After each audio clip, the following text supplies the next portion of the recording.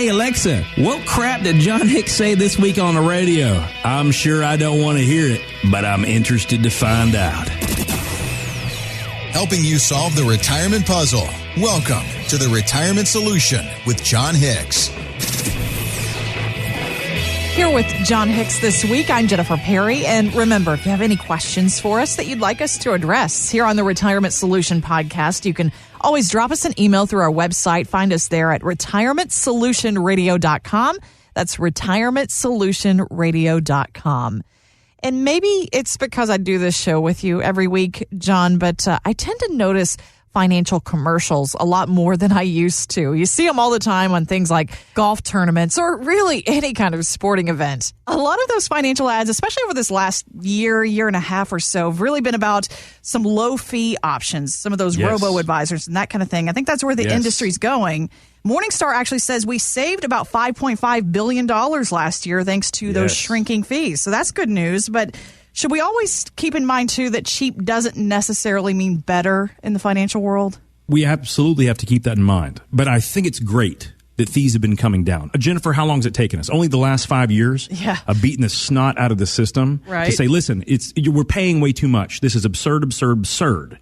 Finally, we're starting to see a little bit of the market changing a little bit, not a lot. But let me do one thing, because a lot of people think the cheapest is the best. And here's my only question. Who buys half-a-ply toilet paper?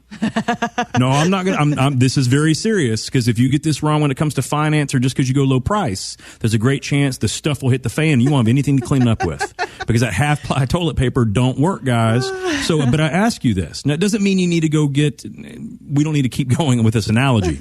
But the idea is there are some things where cheap is just cheap. And if you don't know, by the way, if you've never had a fee analysis done, if you've never done that, if you really don't know what you're paying, guys, you're behind the eight ball. Get that done. I don't care where you go to get it done. You need a fee analysis. We do that for everyone that calls in, okay? Because then you can make a proper comparison on what you should be doing. Or if you're in an awesome spot to begin with. We all have to know that. But if you look back, even at the lowest cost funds, just go back and look at 2008. And tell me, is it good that you paid 0.25% less when you lost 47%? Most people are going to go, wow, that kind of stunk. Yeah. It doesn't matter what you pay if you lose half of the money. That's pretty bad. You want to pay an appropriate amount for what you're getting, but you need to pay for value, okay? Price is what you pay, and value is what you get. So don't go with just straight cheap. Plus, most of us don't even know what cheap is. Right. There's most of the stuff that we use in our office, total cost is less than 10 basis points, which is 1/10 of 1%. But I don't care if it's the cheapest. I need it to do what it's supposed to do. But most of us are paying 10 times that amount, or maybe 20 times that amount, to have an actively managed mutual fund that's not doing the right job. So I love the fact that fees are coming down, but the fees should not be the primary thing on your mindset. The big thing should be, is this thing that I own, whatever this thing is, going to get me to my end goal? If you don't know the answer to that, the next question is, then why do you own it? If you don't know the answer to that, you got a problem. You might need some help. The idea is that if you don't know what you're paying, and if you don't know if it's going to get you to your goal, you have to know that, guys, or everything else we talk about on the show is a moot point. Moot point. So we got to do something about that, okay? So in the immortal words of AC/DC, dirty deeds are done dirt cheap. Don't go for the cheapest ones. Go for the best ones. If you don't like them dirty, I don't know what to tell you. Seeking out the retirement solution that works for you? Seek us out online at retirementsolutionradio.com. Well, if you haven't heard, there's a new Batman coming soon.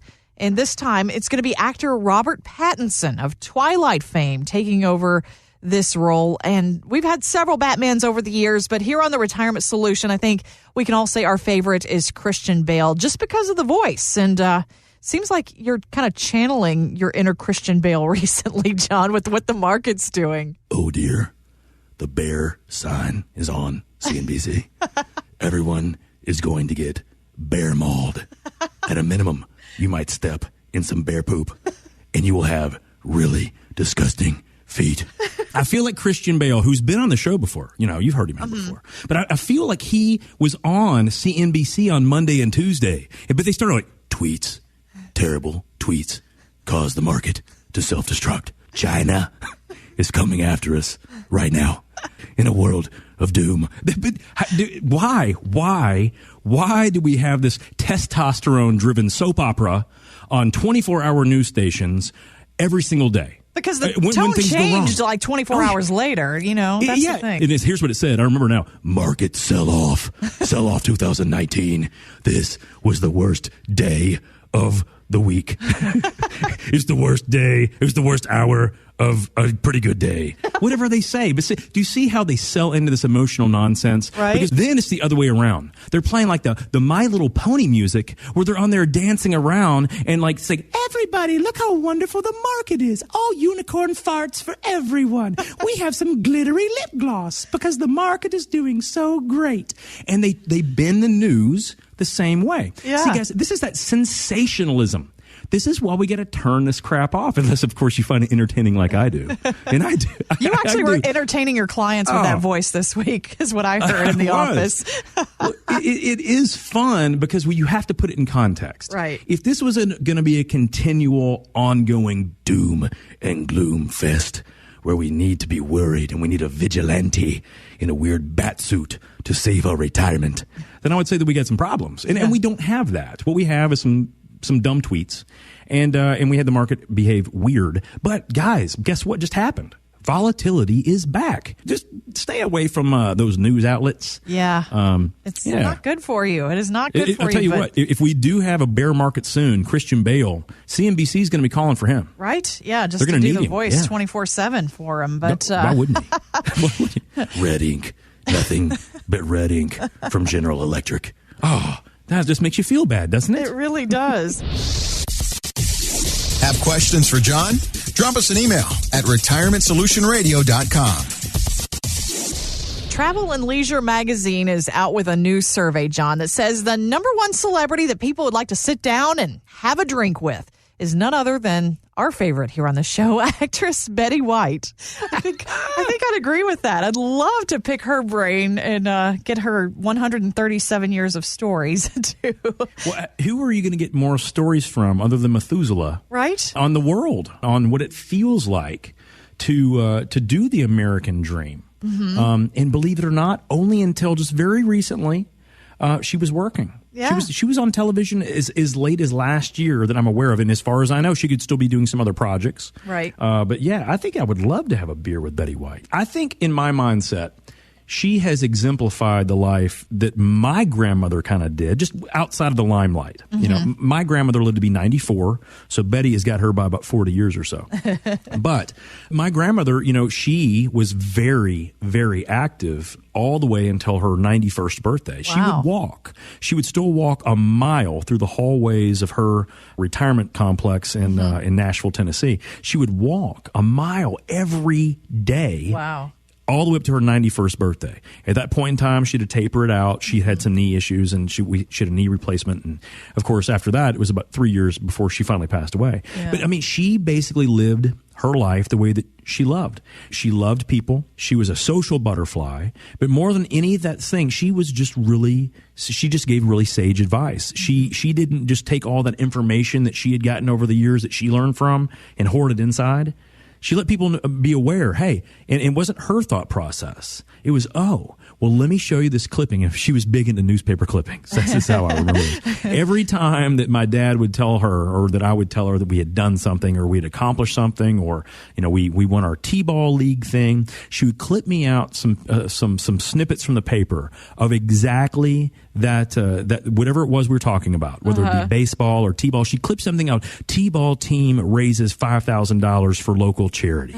And she would send these to me. So over the years, I got to understand, what she's saying is, let me show you how you take your accomplishments, but then share them with the world in a positive way. Yeah. And I just thought, my gosh, man, this is amazing. And of course, as a kid, I didn't know that. Yeah. I have to look back at that now and realize what she was really doing to help create and craft my mindset today. Yeah. But I find that amazing. So I think Betty did a similar thing. Betty has worked a lot. Betty's done a great job. I would like to have a beer with her. I would if she too. drinks beer. Yeah. I think Whatever she drinks, drink beer. We'll spring for it, Betty, if you're listening. She reminds me of a PBR girl. I think she'd be a Pabst Blue Ribbon lady. No, only because I would expect, and I think most of us would, she probably drinks a very nice quality fine wine. No, I think that her style is just salt of the earth, good human being. Whatever it is that you got, I think that she'd be right there with you. Yeah, she'd fit in really well around here. But long live Betty. We love Betty White. She's kind of our unofficial mascot here on the Retirement Solution because she exemplifies. Is it unofficial if we have a bobblehead of her in the corner? Is it unofficial if we have the fat head, huge wall thing in the studio room? I don't know if it is. Okay, maybe we can call her official. I don't know. Semi-official? We'll check with her pseudo-official PR people and see if we can call her that. But we love Betty because she exemplifies what so many people are looking at, maybe a really, really long retirement. And that leads us to question, okay, have we actually saved enough to live all those years and to do the Betty White kind of things and live vivaciously and live actively, John? But a few years ago, Fidelity kind of gave us some guidelines on how much we should save for retirement. Now, we see this all the time on financial websites. They say 10 times your final salary should be kind of a starting point, at least a goal for you. But now there's a company in England that says we need to up that number and think 16 times our final salary. But what numbers are we supposed to go by here? I'm confused. I hope we don't have to go by that one. This British company, maybe the tea really is that much more expensive in Britain. 16 times your final salary. Man, think about that, guys. So if you're out there today and you're going to retire in the next couple of years, you get a household income, I'm just going to use round numbers, $100,000. Mm-hmm. That means that you would have to have $1.6 million to live life normally. That's a ton of money. Now, of course, this is the British standard, and of course, they do live on a very small island. So maybe it just costs more money to ship over all the awesome American stuff to them. Potentially. But if you look at the standard rule of thumb that I know a lot of other people out there use, I don't. I think it's ridiculous. But they say 10 times your last year's wage.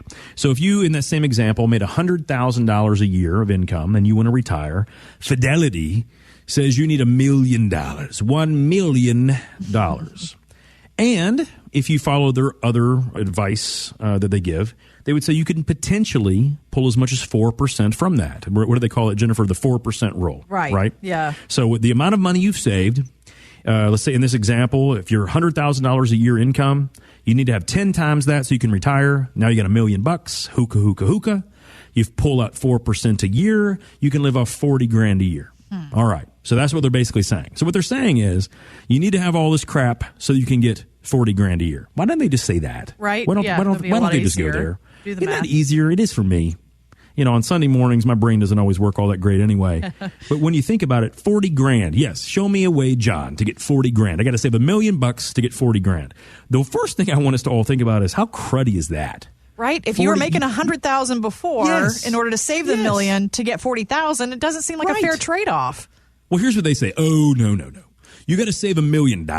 You can just pull $40,000 from here, but you got to have Social Security, and you also need to have a pension too. Whoa. Some of us don't have pensions. Well, then you better hope you save more money, and maybe that's where the British company comes up. Well, you need. It's not the Queen, is it? It might be the Queen. 16 times your royal money in order to retire. We don't need to bring the Queen in this week. But so the idea is that when you think about it, what they're really trying to help us figure out, and I don't know how much help it is, I think it screws us up because it has this ridiculous number in our head that we need to attain for frankly no purpose at all. Right. Here's what it boils down to.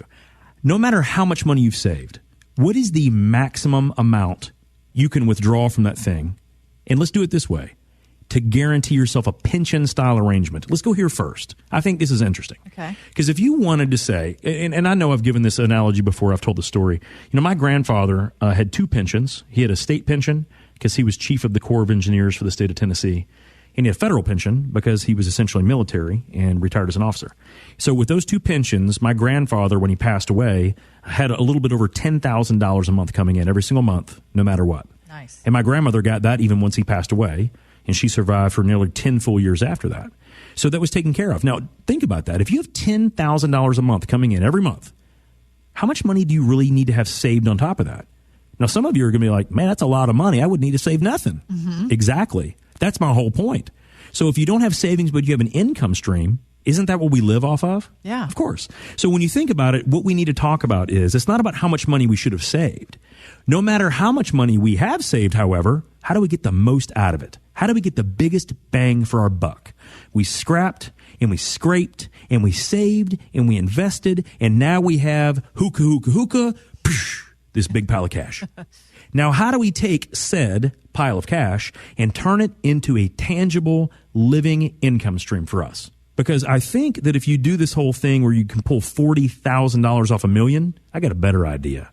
If you want the same $40,000 and you use better distribution style strategies, you wouldn't have to have $1 million to get the same 40 grand. You could guaranteed only put in $530,000 to get the exact same 40 grand a year, guaranteed for as long as you live, even if you're older than Betty White or Methuselah for that matter. It'll guarantee forever. Now, does everyone need this? Of course you don't. But if the point is to find a way that we can live in retirement, why wouldn't we want to get the biggest bang for our buck? Yeah. So it has nothing to do with saving a big old whopping pile of money or 10 times our earnings. No, it has to do with how can I get the most bang for my buck today? John, I got $530,000. What can I pull off that? Well, if you do like our friends at Fidelity do, you can get about $20,000 out of that. Or if you want to use a different strategy, you can get about $40,000 a year out of that. It's up to you. I don't care what you do. Mm-hmm. It's your money, your life, your income stream. What do you want to do? I think a lot of people would say, man, you mean I can live like a millionaire and have about almost half as much of the savings? Yeah. It's possible. So some people might want to gravitate to that, right? Yeah, so I find that these rules of thumb, I find that these rules of thumb that people give, they're okay, they're fine, but they're meant to sell you something. They're crap. Our office is fee only when it comes to any securities business. We cannot earn commissions on any securities business. I don't care what strategy could work. I just need to verify that it can work for your situation, and it's the best that you can do for what you want to accomplish. That's what being a fiduciary advisor is really all about. That's what it really boils down to in our office, and everyone deserves the opportunity to have that. Now, people may not look for that. They want to do it on their own. Have at it, guys. I hope that Fidelity advice works for you. But if you're looking for something different, more tailored, more customized, so that you can get the most out of what you have done, the most of what you saved, and not feel guilted because you didn't save $1.6 million.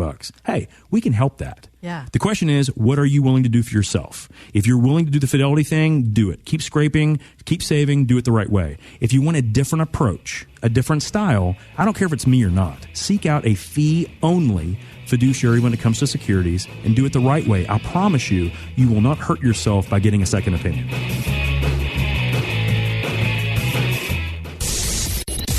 Connect with us at retirementsolutionradio.com. Financial professionals are not licensed in all 50 states. To find out if John Hicks is licensed in your state, please call 502-690-5635. J. Hagan Capital Inc. is not affiliated with nor endorsed by the Social Security Administration or any other government agency and does not provide legal advice. Annuity guarantees rely solely on the financial strength and claims paying ability of the issuing insurance company. By contacting us, you may be provided with information about insurance and annuity products offered through John Hicks, Kentucky Insurance License number 998827.